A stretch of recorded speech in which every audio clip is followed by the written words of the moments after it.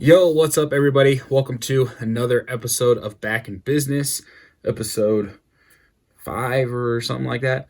Today, I'm just going to kind of be talking through my workout. This workout that I'm talking about, all this film is from last Monday, February 21st, 20 whatever. Today is March 1st, but my training last week is pretty much the exact same thing as this week. It's just a little bit higher intensity. I'll talk about it a little bit in detail. Like today, had some light squatting, increased stuff, but I guess let's just get into it. So starting off, had to start off with pretty light squatting. One of my weaknesses that has led to some of the knee pain that I've had was just really big imbalances in ankle mobility, especially my right one. So I've been working on it. It's been getting a lot better. I've gained probably a ½ inch of mobility in my right ankle, and it's really starting to balance out.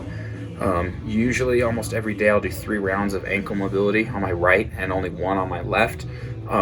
If my left keeps getting better and my right keeps getting better, I'm not going to actually make any progress. So right here, I just finished some light front squats with a pause, only 95 pounds. I really didn't want to go too heavy, getting back that range of motion. And each week, I'm trying to make sure that I don't push anything too hard, too fast. I'm sick and tired of the inconsistency between not just with COVID stuff, but just for myself. I really want to take care of my health. And make sure I'm prioritizing that. So I'm taking it nice and slow. Just because I feel good one day doesn't mean I'm going to push it super hard. So I kept it light. I think I did 3 sets of 5 here with some pauses. Starting to feel pretty good, getting that range of motion back. My hips have always been pretty mobile, but I got to work on that ankle mobility. It's helping a lot. Finally getting progress done. So hopefully within the next few weeks here, I can start Olympic lifting again. I think this week, first week of March, I'm going to start introducing a little bit of plyometrics to see how my knee handles a little bit of light impact. So the squatting's been going good. I'm going to try deadlifting tomorrow. And then right here, I did some box squats, limiting the range of motion, but I'm still increasing overall load. So I went up to 135 at the end of last week, February, I think it was Friday the 26th or something like that. I was able to increase I did 135 for some full range squats, which felt great. And putting 135 on my back felt really good. So I was happy to do that. I think I did 2 sets here, which was pretty nice. 8 to 10 reps or so, keeping it nice and controlled, making sure I feel my glutes activate, just seeing how my knee feels. I kind of go based on how my knee is going to react the next day. If I have some soreness that I know, okay, yesterday I did a little bit too much there and I kind of need to back off. So I'm just keeping that volume pretty low. That's pretty much it for squatting. Like I said, tomorrow being March 2nd, I'm going to try some deadlifts. I'm going to try squatting and deadlifting the same day. We'll see how my knee reacts after that.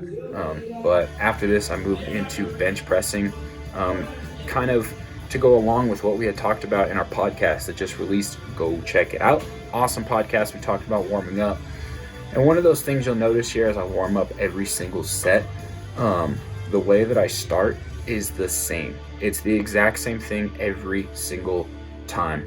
I think I did about 12 reps here with 135. Before that, it was just empty barbell for about 15 reps.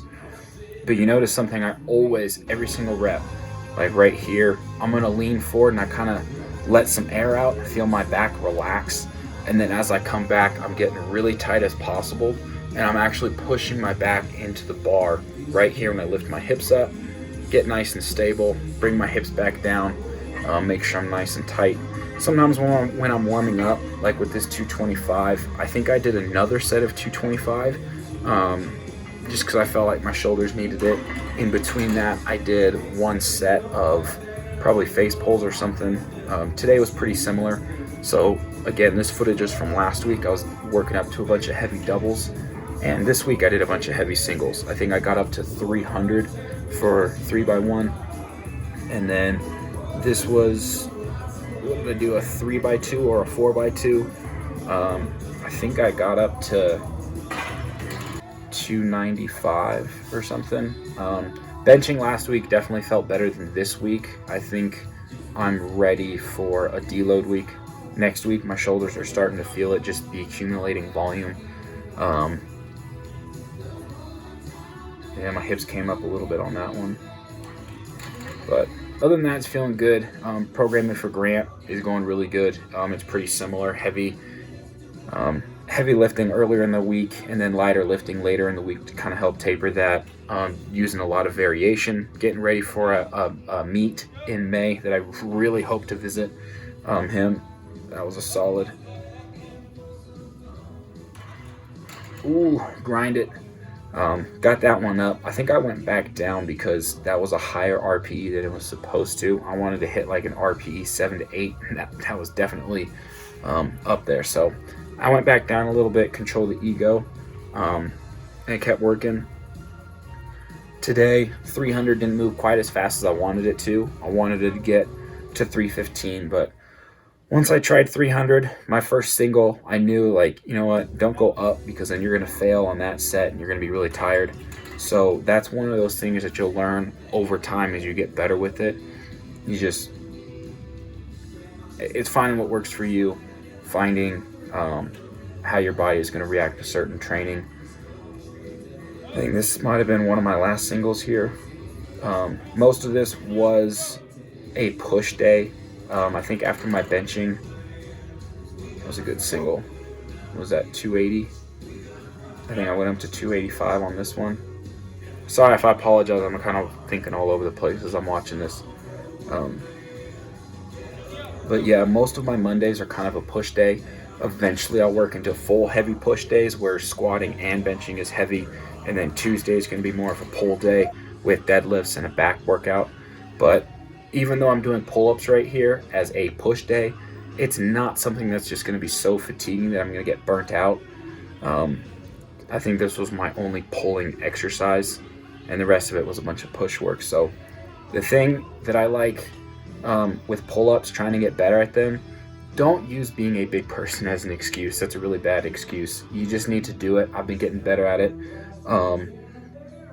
I think my goal here was to do 5 pull-ups. I got that on the first set, and then every set after that, every rep short of 5, I put in, I think, 2 eccentric reps. So I was still getting in that volume, really slow, lower. One of those big things that you want to avoid when doing eccentric reps is that it's a 1, 2, 3 count all the way through that full range of motion, and you're not just 1, 2, 3, and then drop. So make sure you do that when you're doing tempo work, is that you work through the entire full range of motion.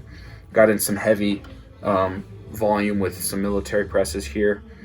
I think overhead pressing is pretty important when you're trying to develop your bench press. You want your overall shoulder to be well-rounded and strong, not just in one plane of motion, but in all planes of motion. Whether that be pushing in front, pushing overhead, and pulling behind you. For every pushing workout, pushing exercise, you should probably have 2 pulling exercises. I think a back day is very, very important. And also, something that has helped my bench press a lot that at times I've had to be careful of is dips. So I'm doing dips right here. I had 3 sets of like 10 to 15. My first set I did body weight, and the reason why is because I wanted to see how my shoulder was going to feel. Sometimes in the past I've had a little bit of left shoulder issues, and I think for some people dips can be bad. If you do have shoulder problems, don't do them. I do like dips to strengthen my triceps, to assist me in my bench press. It has helped me a lot in the past. Boy, I think I filmed like every set of my dips here, but they felt pretty good. I did body weight just to see, okay, my shoulder's feeling pretty good right here. Let's add some weight and keep going. There's times when I'll start to do dips, and if my shoulder's having problems, I won't do them, and I'll just resort to another tricep exercise. Usually if I'm going to substitute out dips, it'll probably be some type of skull crusher. I love doing incline skull crushers. Incline dumbbell skull crushers have been pretty awesome. Lightweight for high reps, get a really nice tricep pump, or you can do heavyweight and really build that tricep strength in. This is one of the first times I've actually been able to add up this much weight.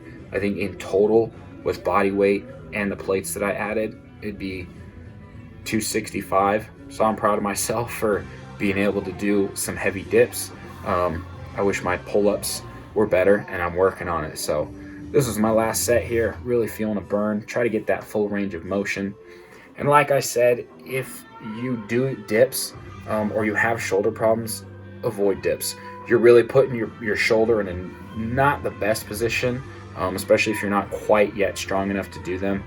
But if you already have shoulder problems, it's a good exercise to avoid. There's plenty of other exercises out there that you can do for triceps. Something else I did, that was kind of a tricep strength exercise, and now I'm working on more of a hypertrophy tricep towards the end of my workout. So I'm doing a banded, I don't have cables, so I'm doing a banded single arm reverse grip tricep extension, really feeling this back end of the tricep, trying to squeeze it each rep at the bottom, really feel that burn. This kind of helps. I'm starting to lean a little bit, try to avoid that, but it's an awesome exercise. I do wish I had some cables. And again, even though I'm doing a push workout, doing a set of bicep exercises, I know I have a back workout the next day. Doing one set of some curls here. I think I did supersetted this with the single arm triceps. Doing some of this is not going to burn me out. Your arms are going to recover pretty quick, so I really wouldn't worry about that. You can train arms pretty often and not get fatigued, unless I wouldn't do a good amount of arms before an upper body day. That's for sure. And then of course getting in some little bit of core work, trying to get stronger in some leg raises. Yeah, that's pretty much what my Monday workouts have been like. That's how everything's feeling. And I hope you enjoyed watching. If people got questions on stuff, please leave a comment, like the video, subscribe to the channel. I really want to get better at uploading more content to help people.